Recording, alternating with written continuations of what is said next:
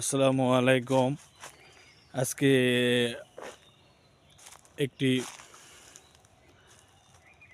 Video আমরা China three লিচু গাছ সম্পর্কিত বানাবো এবং এই ভিডিওটা আপনাদের জন্য খুবই গুরুত্বপূর্ণ হতে চলেছে। তবে এই ভিডিওতে আমরা চায়না থ্রি লিচু গাছ কীভাবে শুরু থেকে শেষ পর্যন্ত পরিচর্যা করা হয় এবং কীভাবে ভালো লিচু ধরানো যায় সেই সম্পর্কিত কথাগুলো এখানে আমরা তুলে ধরবো। তো আজকে দেখুন আমরা একটা বাগানে এসেছি। এই বাগানে আমার প্রায় 15টা চায়না থ্রি লিচু গাছ রয়েছে, 2টা মুম্বাই লিচু গাছ রয়েছে। তো আমরা ভালো লিচু পেতে গেলে শুরু থেকে কিভাবে সার প্রয়োগ করতে হয়, কখন কোন সারগুলো প্রয়োগ করতে হয়, ধাপে ধাপে আমরা এই ভিডিওতে আলোচনা করে দেখাবো। প্রথমে আমরা প্রথম ধাপে আমাদেরকে যে কাজটি করতে হবে সেটা হলো, দেখুন, যখন আমরা ফসলটা তুলে নিলাম, আমরা মে মাসের শেষের দিকে লিচু হারভেস্ট করে তারপরেই আমরা খাবার দেব। কি পরিমাণ খাবার দেব সেটা আমরা কি খাবার দেব লিচু গাছের গোড়ায়, যে দেখুন আমি কিন্তু রিং করেছি অলরেডি, কিন্তু আমি খাবার দিয়ে দিয়েছি। তো 3 কিস্তিতে আমরা সার দেব। লিচু হারভেস্টের পরেই আমরা একটা খাবার দেব, সেটা হয়তো জ্যৈষ্ঠ আষাঢ়ের আগে তারপরে আবার আমরা পৌষ মাসের দিকে দিব।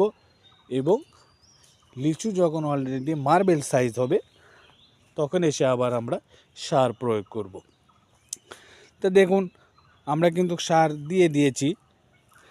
এখানে দেখুন আমি রিং করেছি অলরেডি। আমি এই ভিডিওতে আপনাদেরকে রিং আগেই করেছি, কীভাবে সার প্রয়োগ করেছি, কী সার প্রয়োগ করেছি সেগুলো আগে আমি তুলে ধরবো। প্রথম ধাপে আমরা যে কাজটি করেছি সেটা হচ্ছে সার প্রয়োগ।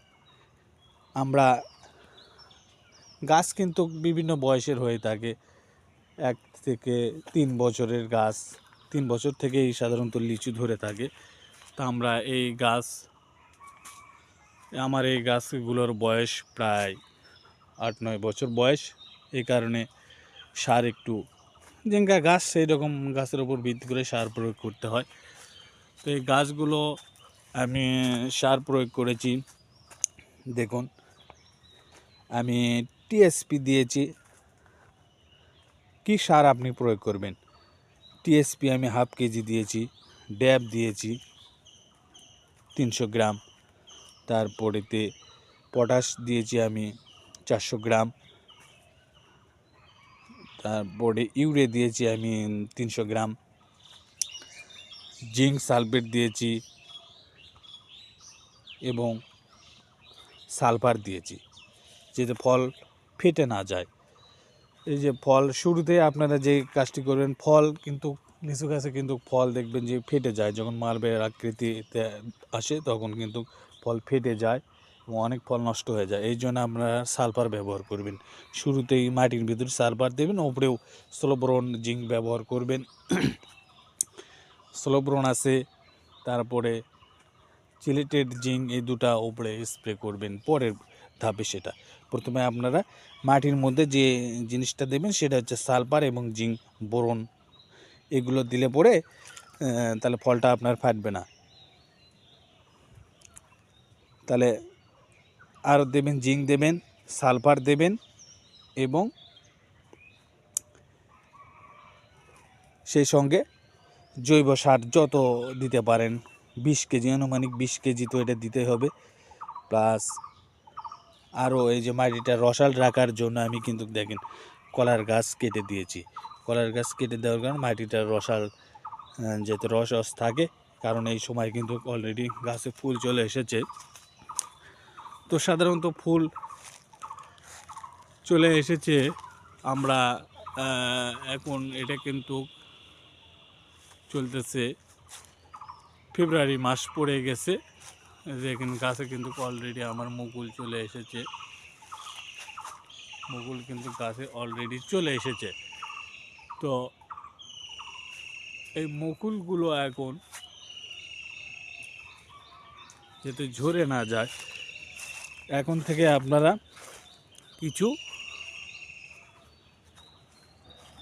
পানি দেওয়ার ব্যবস্থা করবেন, অল্প অল্প করে পানি দেবেন, মাঝে মাঝে 10 দিন পর পর 7 দিন পর পর একটু সেচ দিয়ে দেবেন, তাহলে মুকুলগুলো ঝরে যাবে না, মুকুলগুলো ঝরবে না। এবং আর একটা বিষয়, গুরুত্বপূর্ণ বিষয়, দ্বিতীয় ধাপে যেটা আমাদেরকে করতে হবে, সার দেওয়ার পরে আপনারা যে কাজটি করবেন সেটা সুন্দর করে লিচু গাছে স্প্রে করে দেবেন কীটনাশক একটা, ছত্রাকনাশক একটা, আর ভিটামিন পিজিআর গ্রুপের একটা হরমোন জাতীয় হরমোনের কাজ করবে। এই হরমোনে কাজ করার জন্য এই তিনটা, একটা হচ্ছে কীটনাশক, একটা ছত্রাকনাশক, আর একটা পিজিআর ভিটামিন, ফ্লোরা হতে পারে।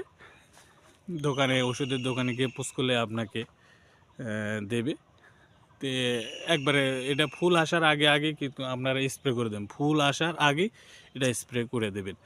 ফুল যখন অলরেডি, এই যে দেখুন আমার কিন্তু এখানে ফুল কিন্তু অলরেডি চলে এসেছে, দেখেন মুকুল কিন্তু অলরেডি চলে এসেছে, ঠিক আছে, মুকুল কিন্তু আমার অলরেডি চলে এসেছে।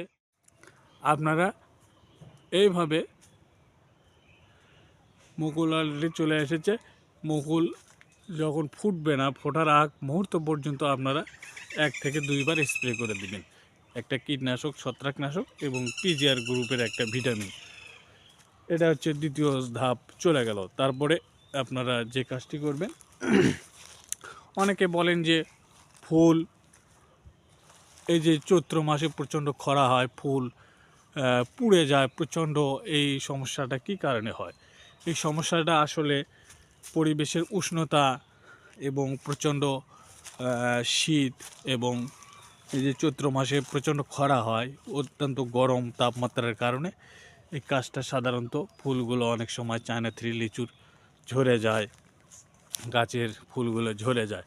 এই সমস্যা থেকে আমরা কিভাবে পরিত্রাণ পেতে পারি সেটা এই ভিডিওতেই বলে দেব। তো এই সমস্যা থেকে পরিত্রাণ পেতে গেলে আপনাকে যে কাজটি করতে হবে সেটা হলো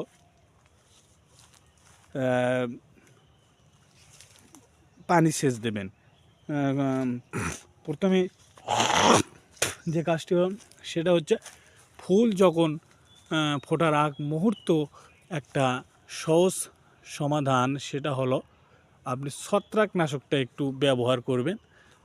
ফোটার আগ মুহূর্ত, ফুল ফুটে গেলে তখন আর ব্যবহার করা যাবে না, ফুল ফুটে গেলে তখন ব্যবহার করা যাবে না। যখন ফুল ফোটেনি, কিন্তু ফুল এসেছে, ফুল ফোটেনি, তখন আপনি এই ছত্রাকনাশকটা একটু ব্যবহার করলে কিছুটা হলেও এই ফুল ঝরা থেকে মুক্তি পাবেন এবং ফুল ঝরবে কম।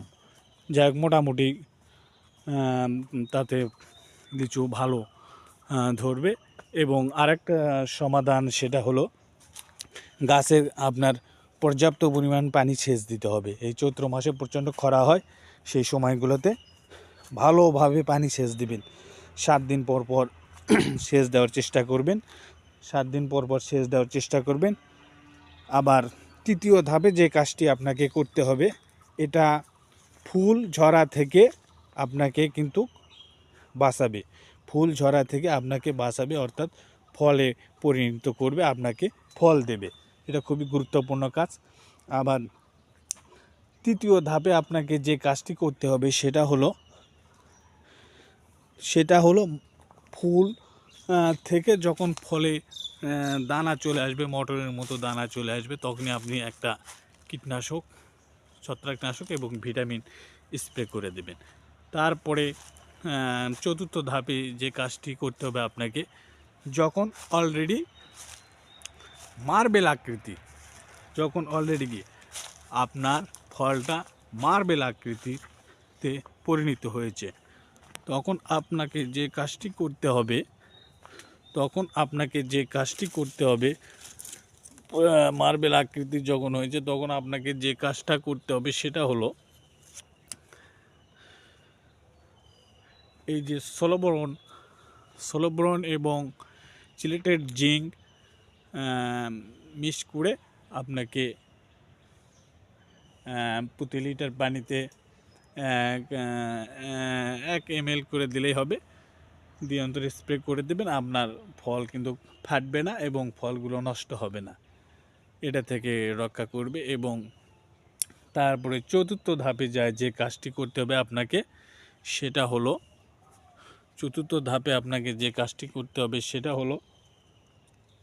ফল ছিদ্রকারী পোকা। আপনি দেখবেন যে লিচু কিন্তু অলরেডি হয়ে গেছে, তখন কিন্তু লিচু হারভেস্টের সময় এসে গেছে। সেই সময় যাইতে লিচুর ঠিক বোটার গোড়ায় কিন্তু পোকা লাগে, তখন লিচুগুলো দেখতেও খারাপ লাগে এবং বাজারজাতকরণ করতে সমস্যা হয়ে যায়। অনেকেই বলে লিচুতে পোকা ধরেছে। এই পোকার আক্রমণ থেকে লিচুগুলাকে ভালো রাখার জন্য আপনাকে ঠিক হারভেস্টের ফল পাকার 10 দিন আগে থেকে এই কাজটা করতে হবে। সেটা হলো ফাইটার। বাজারে দোকানে গেলে পাবেন, ফাইটার নামে একটা ওষুধ আছে, এটা আপনি স্প্রে করে দেবেন। প্রতি লিটারে 1 ml করে স্প্রে করে দেবেন, অর্থাৎ লিচুতে আপনার পোকা আসবে না। লিচুগুলো দেখতে খুব সুন্দর হবে এবং কালার খুব সুন্দর আসবে। তো আজকের ভিডিওটা আমাদের এই পর্যন্ত। এই ভিডিও থেকে যদি আপনি উপকৃত হয়ে থাকেন তাহলে অবশ্যই আমাদের চ্যানেলটা সাবস্ক্রাইব করে দেবেন এবং লাইক কমেন্ট শেয়ার করে অন্যদের কাছে ভিডিওটি পৌঁছে দেওয়ার চেষ্টা করবেন। তবে আরও কিছু কথা রয়ে গেল, একটা ভিডিওতে সম্পূর্ণ কথা তো বলা সম্ভব হয় না। তবে আমি আশা করি আপনারা যদি এই পদ্ধতি অবলম্বন করেন তবে 100% গ্যারান্টি, নিশ্চিত আপনি ফল পাবেনই। চায়না থিরু লিচু গাছ হয়তো দেখা যায় অনেকে বলেন যে 1 বছর লিচু আসে, পরের বছর আসে না। এই কথাটা আসলে সত্য নয়। আপনি যদি সঠিক সময়ে, আমি যে পদ্ধতিতে সার প্রয়োগ করার কথা বলেছি, এই পদ্ধতিতে যদি সার প্রয়োগ করে থাকেন তবে অবশ্যই আপনি ফল পাবেন। তবে এটা গাছের বয়সের উপর ভিত্তি করে সার প্রয়োগ করতে হবে। হয়তো দেখা যাচ্ছে 10-15 বছরের বয়সের গাছ, এগুলোতে আপনি সার একটু বেশি করে প্রয়োগ করবেন, যেমন টিএসপি 1 কেজি, পটাশ 1/2 কেজি, ড্যাপ 1/2 কেজি, তারপরেতে জিঙ্ক একটু বেশি করে ব্যবহার করবেন, 200 গ্রাম করে ব্যবহার করবেন প্রতি গাছে। জিঙ্ক, সালফার এগুলো 200 গ্রাম করে ব্যবহার করার চেষ্টা করবেন। তবে অবশ্যই আপনি ফল পাবেন 100% গ্যারান্টি। তবে এরপরে আমি আরও ভিডিও বানাবো আপনাদের জন্য। আজকের মতো এই পর্যন্তই। আপনারা আমাদের চ্যানেলটা সাথে থাকার জন্য চেষ্টা করবেন এবং পরবর্তী ভিডিওগুলো পাওয়ার জন্য। আসসালামু আলাইকুম।